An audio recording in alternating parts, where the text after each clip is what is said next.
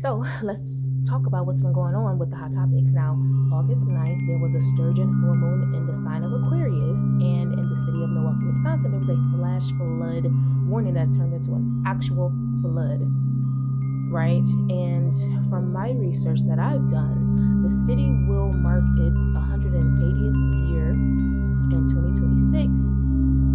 Let's rewind back to September 2025 that we're getting ready to approach.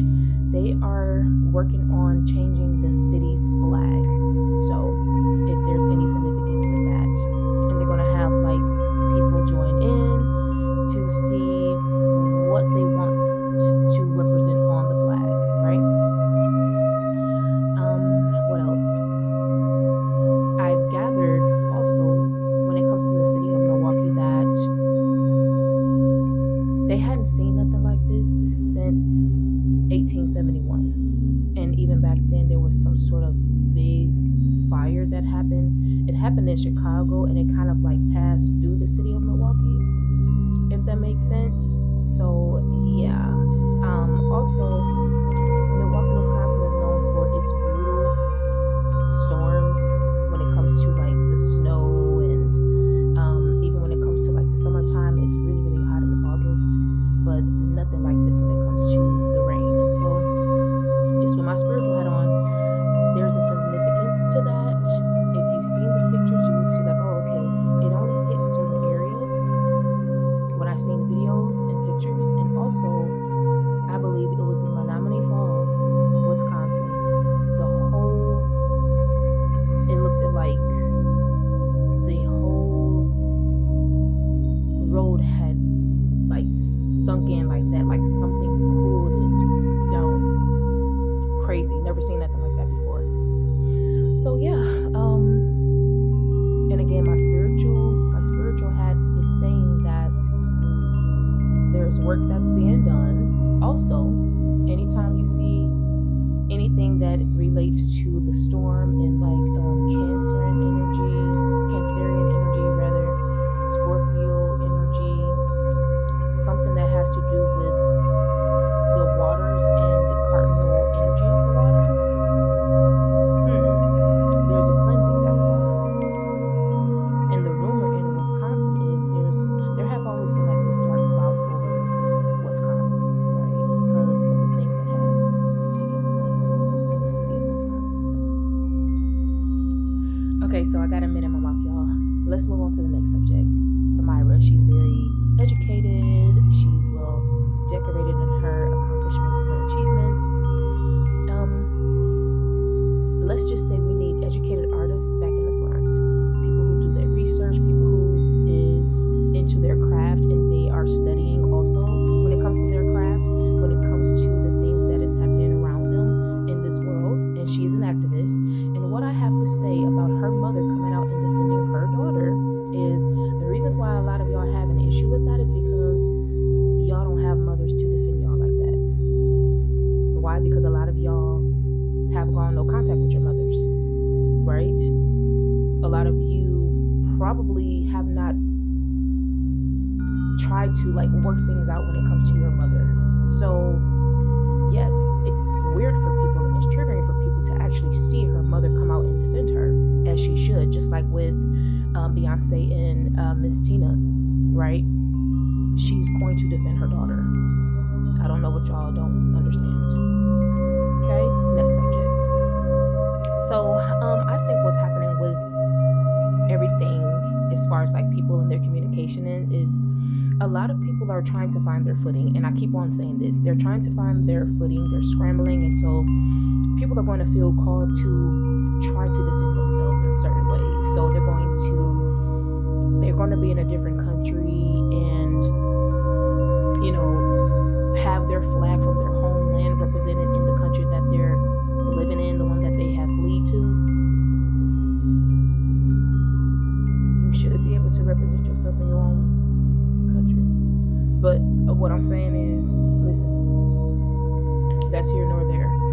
A lot of the time, people get upset when you're not triggered by them. Or let's say if somebody is always constantly talking about something, it's sort of like this conversation conversation that's happening all over the internet when it comes to black women, black American women specifically.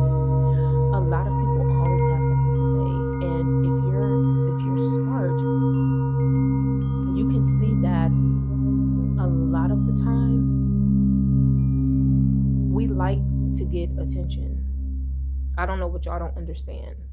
You have some black women out there who know how to capitalize off of this type of energy, whether it's negative or not. A lot of us don't care because, like I said before, in my head, if you're taking the time out of your day to talk about me or a specific group that I belong to, then I just see you as an idiot, because who is going to do that? And it gives off this vibe of I've never been seen in my own family. I was neglected. I wasn't heard. I wasn't valued. I was the least favorite, so no one really paid me any attention. And so I'm going to get on the internet to try to trigger people. It's no different when you're out in public and you're trying to get a reaction out of people. People who have like loving, supportive families, they don't behave in that way because they're getting all of the attention, all of the support. And so when I see this type of behavior, I'm like, oh wow, look at them. I don't know what it's supposed to do, but I think it's hilarious because some of us do love the attention. We love to be the villain. We love to be seen in that light. And a lot of us wear that proudly. So you're just wasting your time. Or you're doing all of the dirty work. You're doing the hard work. You're doing the promotion. I mean, if you want to work for free, cool. You know, if you want to do extra work, cool. Like, we love it. Thanks. Thank you for your services. And another subject that I wanted to talk about is gatekeeping. Always gatekeep, guys. It's really important that you understand yourself, you love yourself, you know who you are, and you can always reinvent yourself. You can always create multiple versions of yourself. You don't have to adhere to what people are saying, because a lot of the time, again, people want you to feel bad about yourself because they don't love themselves. They don't have the support system. They don't have people in their lives telling them how great they are, and so they have to go out here and try to harm other people with their words, with their chaos and confusion. So what I would say is value yourself. Be even more into yourself. If you hear somebody speaking ill of you, be even more obsessed with yourself. Learn even more about who you are, right? And if you do practice multiple different like personalities, or you have like different hobbies, make sure that all of your different personalities have talents. Like, you perfect over here, boom, you perfect over here, and it's just like you have your own world. And a lot of people don't understand that because they do not work on themselves, right? And I'm starting to really, really see that. I didn't know that at first, because when you look at people, or if you hear them speaking, they're like, oh, you know, I have it all figured out. I have this, that, you know, I love myself. But when you actually look in the background, it's not like that.